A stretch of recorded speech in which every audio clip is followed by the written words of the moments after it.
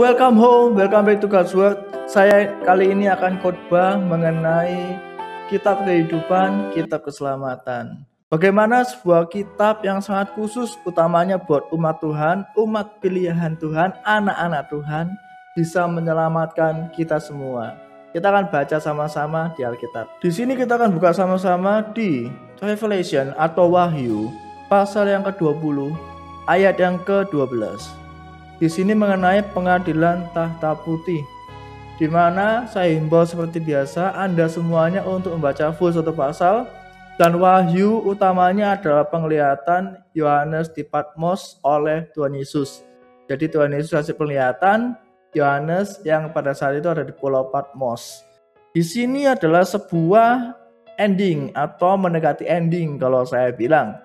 Bagaimana sih? Kita akan baca, tetapi ingat satu pasal full supaya komplit, supaya lengkap, dan supaya bisa lebih mengerti lebih dalam untuk Anda semuanya. And I saw the dead, great and small, standing before the throne, and books were opened.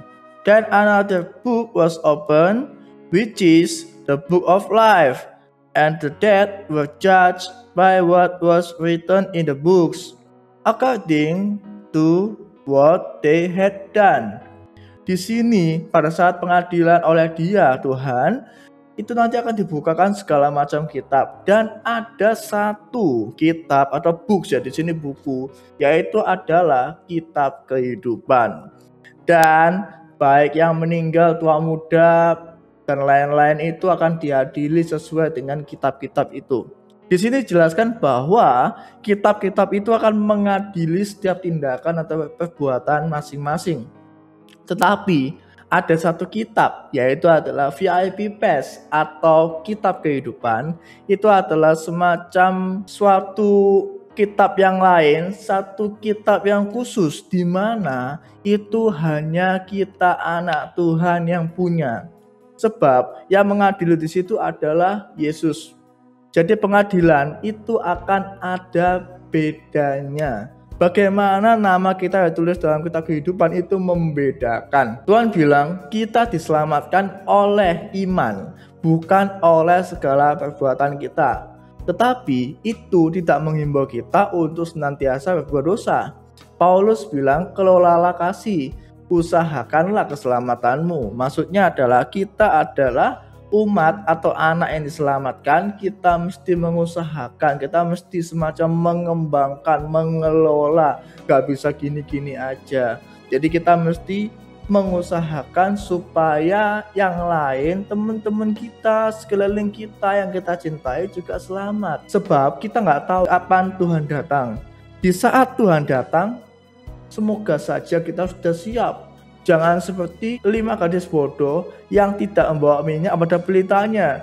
Ketika pelitanya habis, selesai sudah, maka pintu ditutup. Makanya kita mesti jadi gadis yang bijaksana itu. Jadi bagaimana kita untuk tahu bahwa kalau misalnya kita dituliskan namanya dalam kitab kehidupan, kita tahu bahwa kita dalam iman, dalam Yesus telah diselamatkan. Kita tidak usah cemas dengan apapun itu. Kehidupan ini semu, cepat berlalunya. Kalau misalnya kita hidupnya untuk Tuhan, bukan untuk yang lain. Jadi ketika kita fokus ke Tuhan, Tuhan akan kasih kehidupan itu. Bukankah Bapa kami sudah mengajarkan kita untuk berdoa dan juga menyandangkan segala sesuatu pada Yesus? Bagaimana kalau kita tahu bahwa kehidupan kita itu ya kok flat gini-gini aja gitu. Ya kita mesti berubah. Siapapun yang kenal Yesus pasti akan berubah. Hidupnya tidak akan flat atau biasa-biasa saja. Hidupnya pasti akan hebat. Hidupnya pasti akan lebih mempunyai makna. Gak kosong, gak hampa. Dan selalu mengutamakan Yesus dalam segala hal. Ketika kita mengutamakan Tuhan menjadi pusat kehidupan, kita tahu bahwa hati kita melekat dengan Tuhan. Tanpa ada Tuhan, kita nggak bisa berbuat apa-apa. Kita mungkin bisa mendapatkan apa yang kita mau, cita-cita, keinginan, tujuan dalam hidup ini. Tetapi tetap endingnya, pada akhir tujuannya itu adalah finalnya. Percuma kita memperoleh semuanya dalam hidup ini, tetapi keselamatan kita nggak punya. Saya kenal dengan beberapa yang sangat kaya, dia bingung dengan satu masalah, dia bingung masalah pengobatan. Uangnya banyak, tapi obat tidak bisa menyembuhkan penyakitnya. Dia butuh yang namanya keselamatan. Ini sudah mendekati ending hidupnya. Dia bingung, dia menangis, tapi hanya Tuhan Yesus yang bisa menyembuhkan. Tubuh kita itu tubuh yang fana. Kalau kita ikut Tuhan, kita ditulis namanya dalam kitab kehidupan. Kita akan ada kebangkitan dengan tubuh kekekalan. Seperti yang Tuhan Yesus alami setelah dia meninggal dan bangkit. Kita tahu bahwa kalau misalnya sebuah hidup itu adalah untuk memuliakan Tuhan, kita nggak akan melakukan segala sesuatu sia-sia dan segala sesuatu nggak hati-hati. Kita akan lebih mengetahui adanya value dalam kehidupan ini. Jadi kita akan lebih enggan untuk melakukan hal yang sia-sia, apalagi yang sesuai dengan dunia inginkan. Menjadi boneka, public figure, dan lain-lain. Kita mestinya itu menjadi public figure-nya Tuhan, malah kita menjadi boneka disebabkan oleh uang, oleh fame, oleh apapun itu. Dan apapun yang didapatkan itu hanyalah untuk ini doang, untuk hal yang semu doang. Tanpa keselamatan semuanya sia-sia. Anda punya banyak uang, Anda punya segala sesuatu yang Anda inginkan, mungkin pesawat, mungkin apa, kapal selam, whatever ya. Besok Anda gak ada nafas, selesai. Anda bingung Anda mau kemana, apakah dengan Tuhan atau dengan iblis, I don't know, itu keputusan di tangan Anda masing-masing, saya gak tahu. Tapi ketika saya meninggal, saya tahu saya bersama dengan Yesus. Saya mengimani itu dan saya yakin sekali. Jadi bagaimana kalau misalnya kita tahu bahwa iman kita itu yang menyelamatkan bukan perbuatan. Itu adalah mendefinisikan bahwa iman itu melebihi perbuatan. Segala sesuatu kebaikan itu apakah baik-baik? Kebaikan itu tidak akan pernah bisa menyelamatkan. Oleh kasih kita diselamatkan. Oleh iman percaya kita selamat. Bukan oleh segala perbuatan baik kebajikan kita selamat. Kebajikan itu adalah sebuah perubahan hidup, tanda-tanda mulia, di mana kalau kita hidup dalam Tuhan, kita senantiasa memikirkan apa yang Yesus pikirkan juga. Bagaimana kita tidak memikirkan yang jahat-jahat? Soalnya kenapa? Tuhan tidak pernah memikirkan yang jahat. Kalau misalnya kita tanda-tandanya buahnya itu adalah sesuatu yang jahat, ikut Tuhan malah suka membunuh dan lain-lain, ya itu bukan ikut Tuhan, itu cuma ikut-ikutan Tuhan, beda itu. Ikut-ikutan dengan mengikut beda. Bagaimana kalau mengikut tahu hati yang diikutin?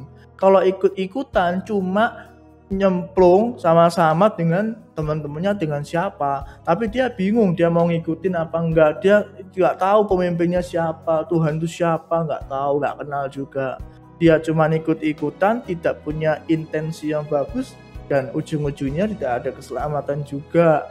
Bagaimana kalau kita tahu bahwa sekeliling kita belum selamat, yaitu dia, itu adalah usaha kita untuk menyelamatkan. Soalnya kalau sudah meninggal nggak bisa diselamatkan. Makanya kalau kata-kata yang sudah meninggal itu adalah biasanya itu lebih ke selamatkanlah yang masih hidup. Jadi kalau Tuhan itu tidak bisa menyelamatkan yang sudah meninggal atau the dead, tetapi Tuhan bisa menyelamatkan yang masih hidup. Kenapa? Soalnya itu you do what you choose. Kamu udah memilih, udah melakukan apa yang sudah kamu pilih. Jadi kalau kamu pilih untuk diselamatkan, ya ayo. Kalau kamu pilih nggak diselamatkan, ya sudah, kamu akan binasa. Jadi kalau misalnya Anda dan saya tahu bagaimana kita manusia dikasih sebuah pilihan, dan pilihan itu tergantung dengan hati kita. Gak bisa ada paksaan, gak bisa kayak fake ya, atau dimanipulasi, gak bisa. Sebuah pilihan hidup, sebuah ketaatan, obedience itu ada soalnya kita mengusahakan, bukan ada untuk ada-adaan aja. Jadi sebuah khotbah yang betul-betul to the point, dimana intinya adalah Tuhan itu mengasihi kita, hiduplah untuk Tuhan, anak-anak Tuhan, mesti ditulis dalam kitab kehidupan dan kita diselamatkan oleh kasih, bukan oleh perbuatan kita masing-masing. Dengan iman kita percaya bahwa kita telah selamat. Bagaimana dengan Anda? Apakah Anda memilih untuk selamat atau binasa? Itu pilihan tangan Anda di depan mata Anda saat ini. Saya nggak tahu apa yang terjadi, mungkin besok Anda sudah nggak ada lagi. Hidup itu singkat, Anda dan saya nggak tahu besok itu seperti apa, 5 menit kemudian seperti apa, nggak tahu. Dan kalau saya lihat pun waktu juga sangat-sangat cepat. Dulu pada saat itu waktu itu kayak jalannya lama sekali. Tapi pada saat ini waktu sangat cepat sekali dan ini juga menyelesaikan waktu untuk khotbah saya juga. Oke, jadi sekilas dulu mengenai khotbah kali ini. Saya akan mendoakan kepada Anda mengenai yang tidak percaya dengan Tuhan utamanya. Anda udah itu cukup lama tapi Anda nggak percaya dengan Tuhan. Saat ini adalah saat dimana saya akan doakan. Ya Tuhan Yesus, hamba minta Tuhan Yesus, Tuhan, hamba berdoa Tuhan Yesus buat siapapun yang menolak Engkau, baik disengaja, tahu atau nggak tahu. Saat ini juga Engkau akan membuka hatimu lebih lagi untuk Yesus di dalam nama Yesus. Sebab keselamatan telah tiba. Saat ini juga receive keselamatan in Jesus name. Now, hamba minta Tuhan Yesus, Tuhan, Engkau bukakan hati Tuhan bagi yang membenci Engkau lebih lagi, entah kenapa, entah perbuatan dia atau iblis yang semakin membumbu-bumbui. Saat ini juga Engkau akan bukakan pintu hati, pintu kasih, pintu kangen kepada Tuhan di dalam nama Yesus. Lebih lagi Engkau akan mencintai Yesus lebih dalam lagi di dalam nama Yesus. Hamba minta Tuhan Yesus, Tuhan, buat segala bentuk ungkapan iblis, baik kata-kata, perbuatan atau apa itu Engkau jauhkan di dalam nama Yesus, terutama buat anak Tuhan, supaya tidak ada lagi gangguan setan, iblis dan sebagainya, dan jangan kembali lagi. Now in Jesus name, thank you Tuhan, thank you Jesus, dalam nama Yesus, haleluya, amin. Nah, jadi kita sudah berdoa dan itu adalah emang firman yang pasti sangat memberkati, sangat tidak familiar, soalnya biasanya banyak yang takut mengkhotbahkan seperti ini, sebab keselamatan adalah sesuatu yang mesti dikhotbahkan, bukan sesuatu yang pada saat nyaman dikhotbahkan. Mungkin saat yang nggak nyaman pun pasti mesti wajib dikhotbahkan juga. So, sekilas dulu mengenai God's Word episode kali ini. Kita ketemu lagi di next episode. God bless you dan bye-bye.